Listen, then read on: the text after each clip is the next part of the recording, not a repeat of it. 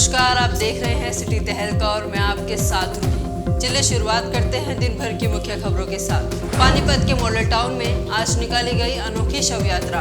फूल मालाओं और ढोल नगाड़ों के साथ निकाली गई गौ माता की शव यात्रा। शव यात्रा में लोग नाचते गाते झूमते हुए नजर आए, मानो कोई शव यात्रा नहीं बल्कि किसी की बारात निकाली जा रही हो। पानीपत असंध रोड स्थित बद्रीदास अस्पताल में मरीज की हुई मौत। परिजनों ने डॉक्टरों पर लगाए लापरवाही के गंभीर आरोप। छाती में इन्फेक्शन के लिए पिछले 2 दिनों से अस्पताल में था भर्ती। मृतक के परिजनों का रो रो कर हो रहा बुरा हाल। परिजनों ने अस्पताल के डॉक्टरों के खिलाफ पुलिस में दी शिकायत। पानीपत के रिफाइनरी के पीछे नहर में मिला व्यक्ति का शव। मृतक सुनील सैनी करनाल के रहने वाले थे। छोटी सी बात को लेकर पड़ोसियों के साथ 1 महीने पहले हुआ था झगड़ा। परिजनों ने अपहरण कर हत्या करने के लगाए आरोप। मृतक की प्लास्टिक की टाइल से गला दबाकर की गई हत्या। अफगानिस्तान का तालिबान पर कब्जा हुआ तो असर भारत पर पड़ा। अफगानिस्तान से इंडिया इंपोर्ट होने वाला ड्राई फ्रूट रुका। पानीपत में ड्राई फ्रूट्स के दाम में हुआ इजाफा। 200 से 300 रुपए बढ़ा दाम। पैरा टोक्यो ओलंपिक में भाग लेने जा रहे इसराना गांव बुआना लाखों के नवदीप। मंगलवार को नवदीप से प्रधानमंत्री मोदी ने की थी बात। पीएम मोदी ने नवदीप का बढ़ाया हौसला। आने वाली 4 सितंबर को है मुकाबला, सबको रहेगा इंतजार। फ्लाईओवर बनाने वाली ठेका कंपनी की लापरवाही आई सामने। करोड़ों रुपए की लागत से बनाया गया फ्लाईओवर नहीं आ रहा काम। यह फ्लाईओवर भारी वाहनों के आने जाने के लिए बनाया गया था, लेकिन हाई टेंशन तारों की वजह से इस रूट को डाइवर्ट कर दिया गया। पानीपत पुलिस एक बार फिर आई सुर्खियों में। पुलिस ने नाबालिग पर केस दर्ज कर रात भर सलाखों के पीछे रखा। मामला चाइल्ड वेलफेयर कमेटी के संज्ञान में पहुंचा। नाबालिग बच्चे का अपने ताऊ के साथ मकान को लेकर हुआ था झगड़ा। आइए अब खबरों को दिखाते हैं विस्तार से।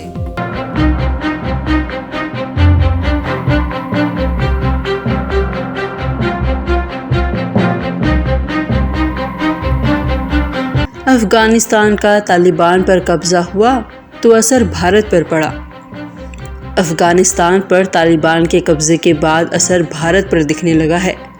ड्राई फ्रूट की खेप ज़्यादातर अफगानिस्तान से भारत आती थी, लेकिन जब से तालिबान के आतंकियों ने अफगानिस्तान पर कब्जा जमा लिया है, आयात निर्यात ठप हो चुका है, जिसकी वजह से ड्राई फ्रूट के दाम आसमान छू रहे हैं।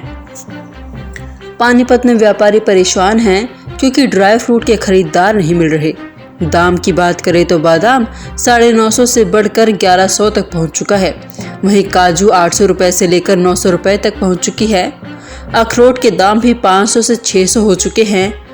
अंजीर की बात करें तो कभी 750 बिकने वाला अंजीर अब 200 रुपए बढ़कर 950 हो गया है। पिस्ता बादाम इसके दाम कभी 900 थे, अब रिटेल पर 1100 तक में बिक रहा है। व्यापारी भी परेशान हैं।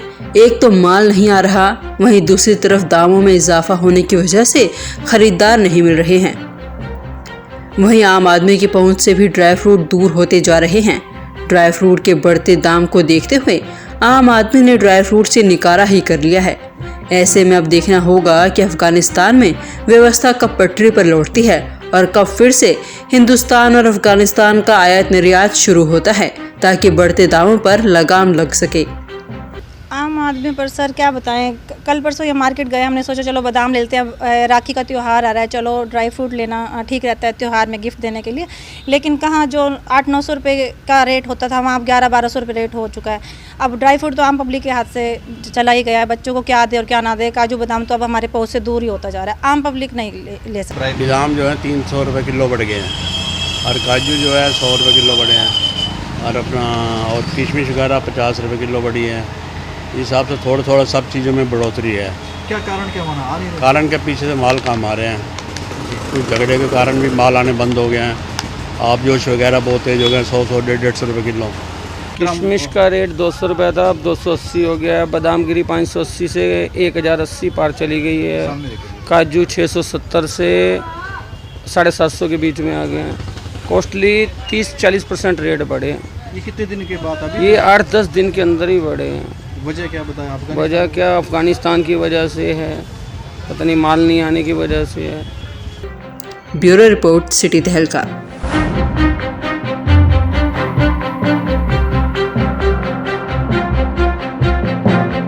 पानीपत के मॉडल टाउन में निकाली गई गौ माता की शव यात्रा। एक तरफ जहां लोग गौ माता के ऊपर पानी फेंकते हैं, उन पर अत्याचार करते हैं, उन्हें धिक्कारते हैं, वहीं दूसरी तरफ आज गौ माता की बड़ी ही धूमधाम से ढोल नगाड़ों और फूल मालाओं के साथ शव यात्रा निकाली गई। आप तस्वीरों के जरिए देख सकते हैं कि लोग किस तरह से नाचते गाते हुए इस शव यात्रा में शामिल हुए हैं। मानो जैसे किसी की शव यात्रा नहीं बल्कि बारात निकाली जा रही हो। मॉडल टाउन निवासी सुरेंद्र रोहिला लगभग 20 सालों से गौ माता की सेवा में जुटे हुए हैं। आपको बता दें कि आज से 10 साल पहले भी इस गौ माता की जो माँ थी, उनकी शव यात्रा भी ठीक इसी तरह से निकाली गई थी। गौ माता की शव यात्रा आज पानीपत के तमाम कॉलोनियों से होते हुए पानीपत के विराट नगर में जाकर इस शव यात्रा का समापन हुआ। बहुत बढ़िया है गौ सेवा, इससे उत्तम कोई सेवा नहीं है। बेजुबान जीव है बेचारे, जो दान कर रहे हैं गौओं के प्रति वो खुशहाल है। जो डंडे मार रहे हैं, ऊपर गर्म पानी फेंक रहे हैं, तेजाब फेंक रहे हैं, वो दुखी रहेंगे जिंदगी में। इनके ऊपर पानी फेंकने की बजाय मेरी तो यही हाथ जोड़ कर रिक्वेस्ट है, भाई इनको पानी पियाए, हो सके कुछ खिलाएं, पॉलीथीन में कुछ ना डालें, बस गौशाला जो है उनका भी कुछ सुधार होए। और जो जैसे पार्क है, जगह जगह मान लो कई जगह नहीं इनके ना चलने की है ना बेचारों की बैठने की है। मैं तो यही रिक्वेस्ट कर सकता हूँ भाई इनके लिए भी कोई एक आधा छोटा मोटा छोड़ दिया जाए, ताकि इकट्ठी बैठ जाए, खा पी के बेचारी परेशान ना हो। लोग डंडे मारते हैं, बेचारों को भगाए फिरते हैं, फिर दुखी हो कोई एक आधा टक्कर मार देता है तो फिर कहता है जी पशु मार दिया इसने, खुले घूम गए, फलाल हो गया। अब ये जाए तो बेचारे जाए कहाँ। जैसे गौ की शव यात्रा निकाली आपने, इसके पीछे क्या प्रेरणा है? प्रेरणा कुछ नहीं है, हमारे घर का सदस्य है ये। प्रेरणा क्या, जैसे लोग अपने माँ बाप की सेवा करते हैं, इसी प्रकार हमने भी इसकी सेवा करी है। इसकी जो माता जी गुजरी थी इस गौ की, तो उसकी भी इसी प्रकार शव यात्रा निकाली। देने वाला भगवान है। मनुष्य जो कंजूसी कर करके मर जाता है ना, उसकी औलाद मन माने उसको दे बॉक्सिंग का ला पैसे इनका दे बेचारी, ये कुछ कहते तो नहीं, ये किसी को कुछ नहीं कहते। ये तो सीधा अगले जन्म वास्ते बीज बो रहा है कि भाई जैसे यहाँ से भारत से कोई विदेश जाएगा, एक्सचेंज कराने पड़ते हैं डॉलर, तो इसी प्रकार ये भी एक एक्सचेंज है। जो इनके लिए अच्छा करेंगे तो आगे अच्छा पाएंगे। हमारे सुरेंद्र रोहिला जी पिछले 10 साल पहले भी इस गौ माता की जो माँ थी उसकी शव यात्रा भी इसी प्रकार निकाली थी, और उनका गरुड़ पुराण बाकायदा अस्थि विसर्जन हरिद्वार में इन्होंने किया था। वो सारा सिस्टम इन्होंने हमें ही सौंपा था, और लास्ट में इन्होंने जो श्राद्ध क्रिया थी 13वां दिन का 1000 लोगों का भंडारा भी लंगर करवाया था, गौ माता का प्रसाद करवाया था। आज इनसे लोगों को प्रेरणा लेनी चाहिए कि गौ माता की जगह अगर हम इज्जत करेंगे, गौ माता का दूध पिएंगे, गौ माता का अगर हम इज्जत के साथ रखेंगे तो हमारे सारे वास्तु दोष सही होंगे। लोगों को नसीब नहीं होता, और आज इस गौ माता की सुरेंद्र रोहिला जी की जो गौ माता है, इनको इतनी अच्छी शव यात्रा निकाली गई। अंतिम यात्रा इनका गौलोक धाम पहुंचाने के लिए सुरेंद्र जी ने जो किया, ये आगे पीढ़ियों के लिए बहुत बड़ी प्रेरणा है। हम लोगों को अगर ये प्रेरणा लोगों से आह्वान करते हैं, अनुरोध करते हैं, देसी गौ माता का आरक्षण, देसी गौ माता का आशीर्वाद लेते रहें, इनको अपने घर में पालें और इनकी ऐसी यात्रा निकालें, शव यात्रा निकालें, जिससे आगे आपके परिवार सुखी संपन्न होंगे। ब्यूरो रिपोर्ट, सिटी तहलका।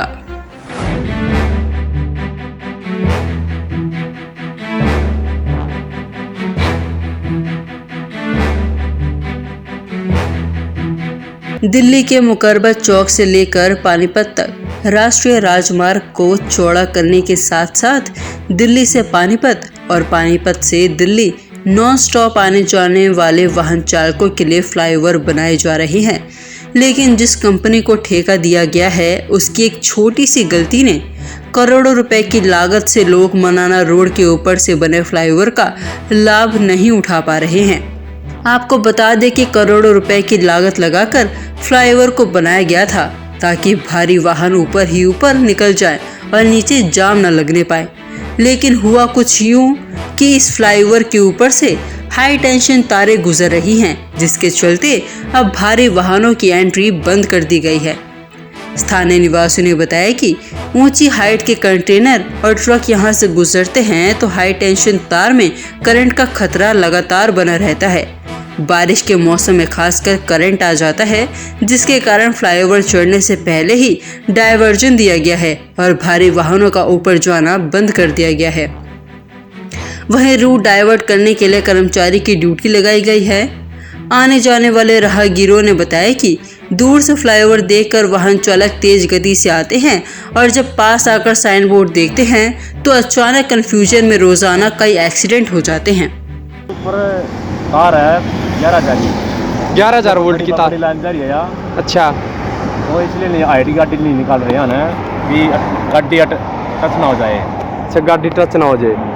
तो मतलब अब तक इसका कुछ समाधान नहीं किया गया है? देखे तो क्या करेंगे भाई, जो बड़े लोग हो तो करे कंपनी वाले, हम तो छोटे मोटे वर्कर हैं। अच्छा, ठीक है। तो जो करे देखे नीचे सर्विस लाइन भी थोड़ा खराब हो रहा है, इसकी कुछ कार्रवाई भी नहीं की गई है अभी तक। कार्रवाई करवाई थी, बारिश में फिर खराब हो जाए, गाड़ी की चल रहा है रोड पे, गाड़ी भारी गाड़ियाँ सारे खड्डे बना दिया है, सारे खड्डे वैसे करते रहे, तुमसे मुताबिक करते हैं इनका। बस ये ना, इसकी 30 अगस्त तक हमारे को प्री सीओडी लेनी होती है। प्री सीओडी का मतलब है कि प्री कंप्लीशन ऑपरेशन डेट, मतलब 70% काम हमको करके देना है 30 अगस्त तक। वो हमारा ऑलमोस्ट पूरा हो चुका है, 68 से 69% हमारा काम पूरा हो चुका है। इसके साथ हमारे को टोल, जो भिगान के पास हम टोल लगा रहे हैं, वो हमारे को टोल हैंड ओवर हो जाएगा। हम तो ये 30 अगस्त हमारी डेडलाइन है। 2-5-10 दिन ऊपर चले जाए, वो थोड़ा सा लास्ट में क्लीनिंग वगैरह है वो रह जाती है, तो ज़्यादा ये आप 15 सितंबर तक ये मान लो 70% काम हो जाएगा। बाकी आपको पता ही है, वहाँ किसान बैठे हैं, 8-10 किलोमीटर का जो एरिया है हमारा, वहाँ किसान बैठे हैं। वो देखो हायर NHI वगैरह क्या उसमें एक्सटेंशन मिलती है, क्या चीज़ है, ये है। और मतलब ये कितने साल हो गए कि ये फ्लावर चल रहा है, मतलब और ये कहाँ से लेके कहाँ तक का आपका टेंडर था? पहले ये SL कंपनी बना रही थी, उनके कुछ बात हुई, जो भी वो काम को पूरा नहीं कर पाए। उसके बाद ये दूसरी कंपनी ने ठेका लिया है, तो इसकी यही डेडलाइन थी अगस्त सितंबर। तो अब काम ज़ोरों पे चल रहा है, बहुत जल्दी ही लोगों के लिए ये रोड खोल दिया जाएगा। 70% काम हो ही चुका है, ऑलमोस्ट 20-30% है। वो जितना जल्दी होगा 1-2 महीने, 2-3 महीने में वो पूरा हो जाएगा। और ये कहाँ से लेके कहाँ तक का मतलब आपका टेंडर? करनाल बाईपास से लेके दिल्ली से लेके पानीपत, जो LNT ने ब्रिज बना रखा है, किलोमीटर नंबर 86, वहाँ तक हमारे को ये पूरा करना है। ये पहले 6 लेन था, 6 लेन भी पूरा नहीं कह सकते हम, उसमें भी एनक्रोचमेंट थी, सर्विस लेन नहीं थी। अब ये 8 लेन का रोड बन रहा है, जिसमें हम 8 से 10 मीटर की सर्विस लेन बना रहे हैं। सर्विस लेन तो ये 8 तो 4-4 लेन हो जाएगी।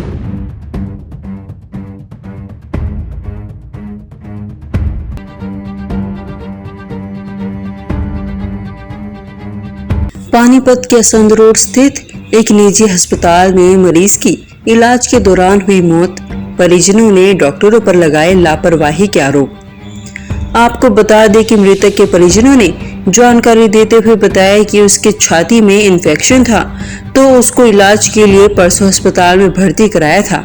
मृतक की पत्नी ने बताया कि उसका पति ठीक हो चुका था, वे अस्पताल से डिस्चार्ज लेकर घर जाने वाले थे, लेकिन डॉक्टरों के कहने पर एक आखिरी टेस्ट के लिए रुक गए।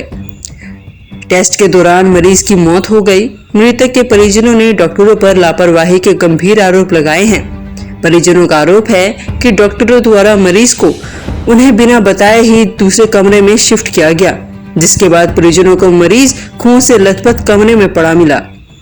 मृतक की पत्नी व बेटे समेत परिजनों का रो रो कर बुरा हाल है। परिजनों ने अस्पताल के खिलाफ पुलिस में शिकायत दी है। उनकी मांग है कि डॉक्टरों के खिलाफ सख्त से सख्त कार्रवाई की जानी चाहिए। जी मैं 9 बजे आई अस्पताल में, ठीक ठाक देखा, अच्छा भी अच्छा था। मैंने दड़िया खुआया, उन्हें पानी पियाया, चाय पियाई, बोल रहा था कुछ नहीं हुआ, ठीक ठाक अच्छे बिच्छे आदमी को डॉक्टर ना मार दिया। मेरे ना पूछो, उस कमरे में था, काट का दूसरे कमरे में ले गए, बिना बिगाड़ी बुझू कुछ ऐसा करा, पता नहीं अंदर नड़ी छुड़ी किया, सुड़ा बिना उसके ही, और वो तो चल फिर रहे थे, बस खून नाम खून अंदर सांस में दिया, कुछ उसको ख़त्म कर दिया। डॉक्टर ने मारा। 1 घंटा उनकी बुआ बतड़ा खाई, मैं बतड़ाई, मेरा बच्चा रात को भी ठीक था। एडमिट करा था, छाती में इन्फेक्शन थी इसके, तो टेस्ट वगैरह करे, ठीक है। आज सुबह मैं मिल के भी आया था, रात भी बात करी, बिल्कुल ओके था। अब थोड़ी देर पहले फ़ोन आ के भाई भाई टेस्ट कराएंगे इसका दूरबीन द्वारा, वो दूरबीन द्वारा टेस्ट करा, कमरे में ले गए, वहाँ से पता लगा भाई वो सीरियस हो गया एकदम ज़्यादा, खून ही खून पूरे कमरे में। उठका खुद गया उठ कर, और फिर कंडीशन ठीक थी, थोड़ी देर बाद ही कहने लगा भाई जब सीरियस हो गया खत्म। क्या बीमारी थी? इस छाती में इंफेक्शन था, खांसी थी। खांसी ये परसों ही किया था जी। ब्यूरो रिपोर्ट, सिटी तहलका। पानीपत के रिफाइनरी के पीछे नहर में मिला व्यक्ति का शव। दरअसल करनाल के रहने वाले सुनील सैनी जरमूल गार्डन में एक मैनेजर के पद पर 25 साल से कार्यरत थे।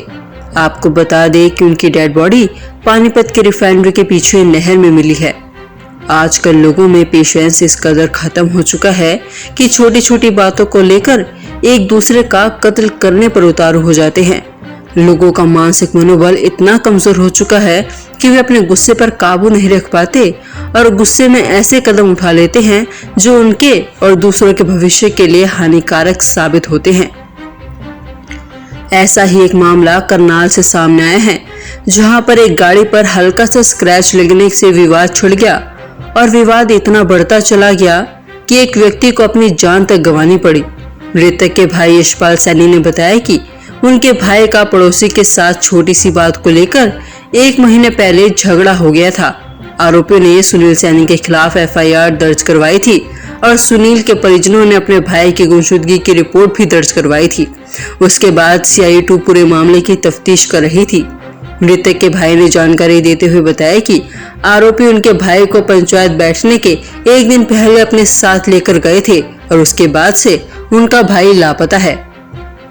वहीं मृतक के भाई ने जानकारी देते हुए क्या कुछ बताया, वह भी आप सुनिए। झगड़ा यानी क्या नाम, एक मेरे भाई साहब और उनका बेटा एक सेक्टर 6 में जाती हैं, उनकी एक बाइक के साथ थोड़ी स्क्रैच क्रूच लग जाती है, भिड़ंत हो जाती है।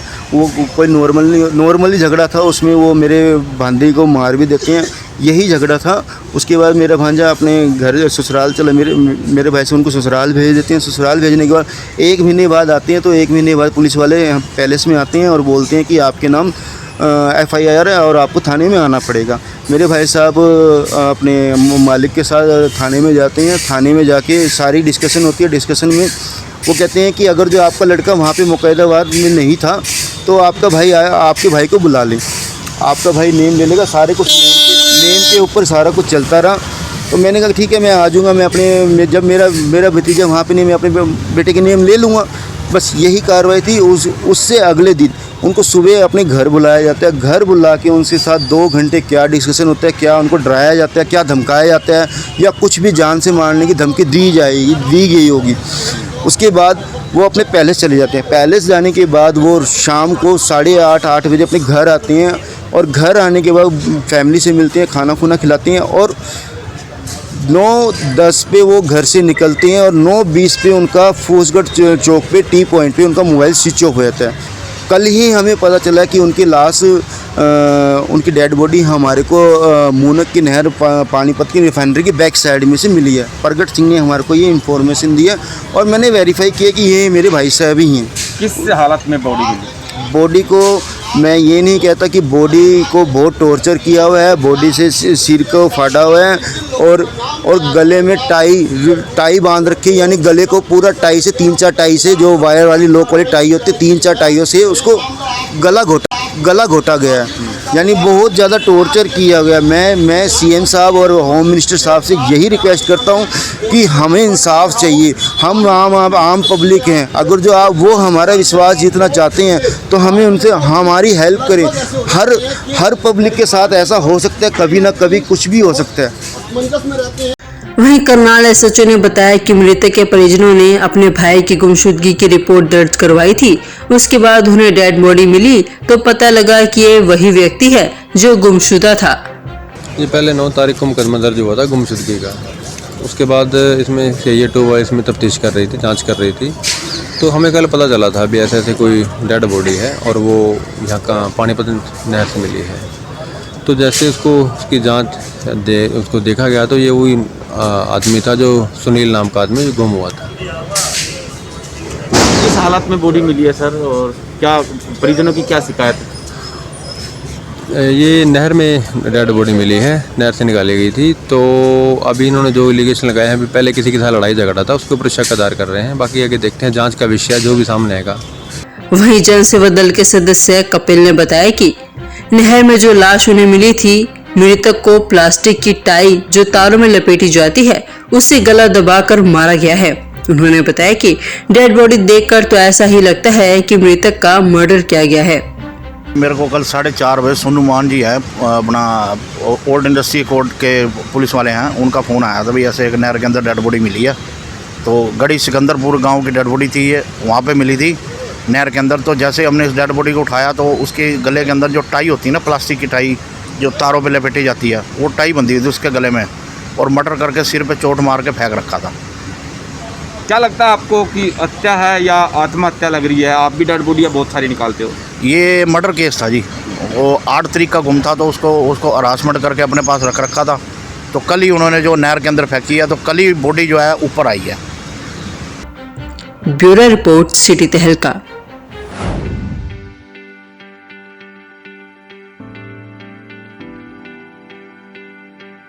पानीपत टोक्यो पैरा ओलंपिक में भाग लेने जा रहे भाला फेंक खिलाड़ी नवदीप से मंगलवार को प्रधानमंत्री नरेंद्र मोदी ने बात की, उनका हौसला बढ़ाया। उन्हें प्रोत्साहित करते हुए पीएम मोदी ने कहा पैरा ओलंपिक में अपना 100% देना। उन्होंने कहा कि पैरा ओलंपिक में बिना किसी दबाव के अपना सर्वश्रेष्ठ प्रदर्शन करना। इसराना के गांव बुआना लाखों के रहने वाले नवदीप पैरा ओलंपिक में नीरज चोपड़ा की तरह ही भाला फेंक मुकाबले में भाग लेंगे। पैरा ओलंपिक के लिए क्वालिफाई करने के लिए अब तक के रिकॉर्ड से नवदीप का भाला मैच 500 सेंटीमीटर की ही दूरी पर रहा था। ऐसे में उम्मीद की जा रही है कि नीरज चोपड़ा की तरह ही नवदीप भी देश के लिए गोल्ड मेडल लेकर आए। आपको बता दें कि नवदीप का मुकाबला 4 सितंबर को है। नवदीप का कहना है कि उनकी तैयारी अच्छी है। वहीं जब इस बारे में नवदीप के माता पिता से बात की गई तो उन्होंने बताया कि उन्हें अपने बेटे पर गर्व है और वह सिर्फ हमारे गांव का ही नहीं, हमारे प्रदेश का भी नाम रोशन करेगा। उन्होंने कहा, हम सबकी आज नवदीप से यही उम्मीद है कि वह भी नीरज चोपड़ा की तरह अपने देश को गोल्ड मेडल दिलाएगा। आने वाली 4 सितंबर को होने वाले कंपटीशन का सबको बेसब्री से इंतजार है। हमने पूरा पता है वो गोल्ड मेडल लाएगा, पूरे हौसले में है। उसने पहले ही हरा चुका है वो सबको जो उसके टक्कर में है, वो पूरी उम्मीद के साथ लाएगा। उसमें धोखा ही नहीं कुछ भी। 100% गोल्ड लाएगा और यहाँ पूरे गांव में खुशी का माहौल होगा। पता नहीं क्या क्या बधाइयाँ मिलेंगी। देश के लिए गोल्ड मेडल आएगा, पक्का आएगा। हमारा पोता पक्का गोल्ड मेडल ले आएगा देश के लिए, राज्य के लिए, गांव के लिए, जिले के लिए। बड़ी खुशी की बात होगी उस दिन देश में हमारा पोता गोल्ड मेडल ले आएगा। हमें पूरी उम्मीद है गोल्ड मेडल लेके आएगा देश के लिए और हरियाणा के लिए और बोने लाखों के लिए। हमें पूरा विश्वास है और बहुत घी खुआ रखा है देसी गाय का। हमें पूरा फुल विश्वास है और हमारा परिवार गरीब मजदूर और देश के लिए हितैषी है। हमारी परमात्मा सुनेगा और हमें फुल विश्वास है। हमने तो कुछ खुशी है, बाट दे करे हम तो जी। हाँ, मेडल लेकर आएगा। ब्यूरो रिपोर्ट, सिटी तहलका।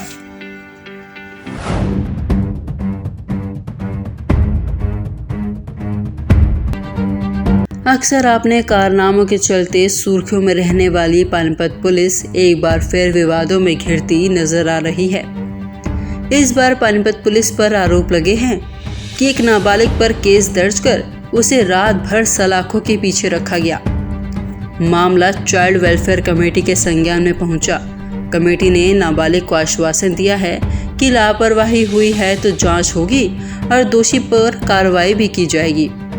नाबालिग बच्चे ने बताया कि उसके ऊपर माता पिता का साया नहीं है और उनके सगे ताऊ उनके मकान पर कब्जा करना चाहते हैं। इसी के चलते झगड़ा हुआ था, जिसके चलते पुलिस उसे और उनके ताऊ को उठा कर ले गई और पुलिस ने बिना देखे ही नाबालिग पर केस दर्ज कर चालान कर दिया और रात भर नाबालिग बच्चे को सलाखों के पीछे रखा।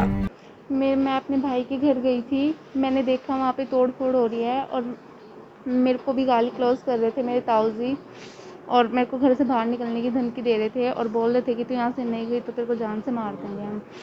मैं वहाँ पे थी, मेरे भाई लड़ाई हुई थी वहाँ पे, मेरा भाई तोड़ रहा था तो उसको पुलिस लेके आई थी, ताऊ वाली लड़की। तो पुलिस भी हमारे खिलाफ़ बोल रही थी, पुलिस हमको धमका रही थी, डरा रही थी। तो भाई को तो पुलिस लेके चली गई थी, मैं वहाँ पे थी। मेरे भाई बोला कि वहाँ पे अंदर बैठ जा, तो ताऊ जी ने वहाँ पे ताला लगा दिया और मेरा बैग घर से बाहर फेंक दिया। मैंने बोला दादी जी ताला खोल दो, दादी बोली यहाँ पे तेरा कुछ भी नहीं है, तो अपने घर जा। आपको थाने में रात भर क्या था पूरा? सर जो मेरी ज़मीन है सर, मैं अपने मामा के घर गया हुआ था, तो वहाँ से पीछे से जैसे कि मैं आया तो वहाँ पहले से ही मेरी दुकान थी, जो मेरा बरामदा था, रसोई थी, वो सब तोड़ फोड़ कर वहाँ पे गाय भैंस बांधी गई। तो मैं उसके ऊपर विचार करने लगा कि मेरे साथ ऐसा क्यों किया, क्यों नहीं। मेरी दादी, मेरे ताऊ जी और मेरे ताऊ जी के जो बच्चे हैं और मेरी ताई ऐसे बोली कि तेरा यहाँ पे कुछ नहीं है, यहाँ से चला जा, नहीं तुझे जान से मार देंगे, वो कर देंगे। तो फिर मैं रोने लग गया वहाँ पे।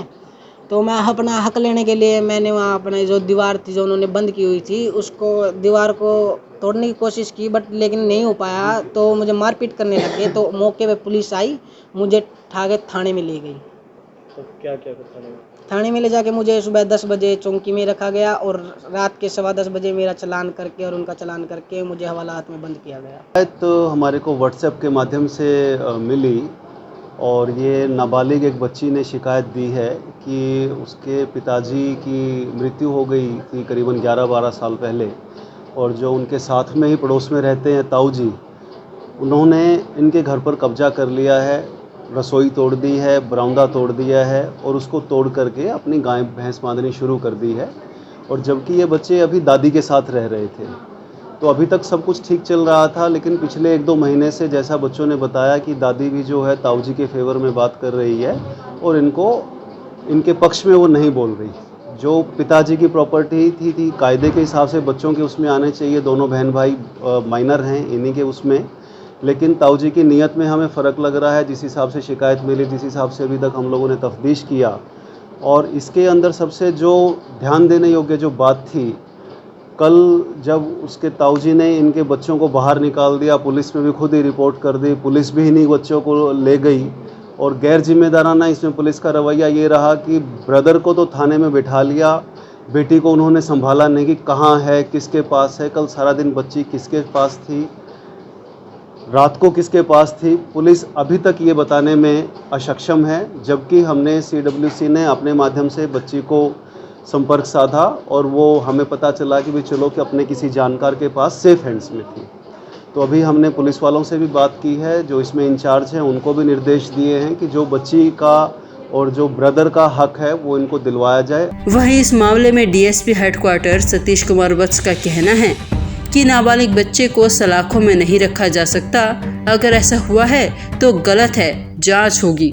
देखिए अभी जैसे चौकी इंचार्ज ने बताया, कोई इनका आपसी घरेलू कोई बंटवारे का मामला है, लड़का अकेला है और अगर वो नाबालिग होगा तो वो गलत किया है। अगर ऐसा हुआ तो हम उसकी जांच करेंगे, और नाबालिग है तो नहीं रखना चाहिए था, अगर नाबालिग है तो फिर कोई इशू नहीं।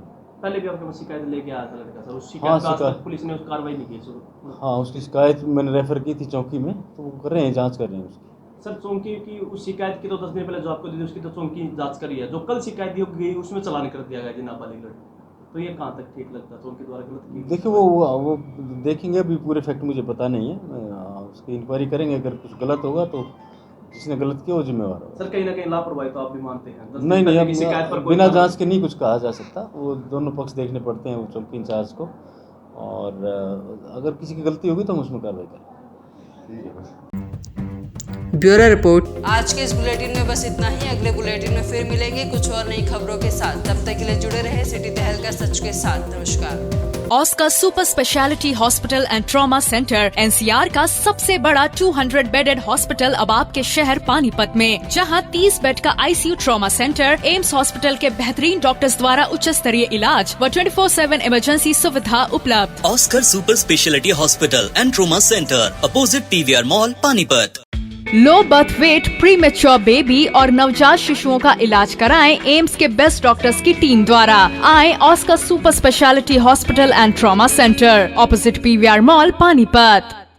किडनी संबंधित सभी प्रॉब्लम्स के लिए अब बिल्कुल भी मत घबराएं। आए Oscar super speciality hospital and trauma centre, opposite PVR mall, Panipat, जहां गुर्दे रोग का उच्च स्तरीय इलाज एम्स के बेस्ट डॉक्टर्स की टीम द्वारा कराएं। अब सभी तरह के कैंसर का बेस्ट ट्रीटमेंट उपलब्ध, वो भी एम्स के डॉक्टर की बेस्ट टीम द्वारा, सिर्फ Oscar super speciality hospital and trauma centre में, अपोजिट पीवीआर मॉल,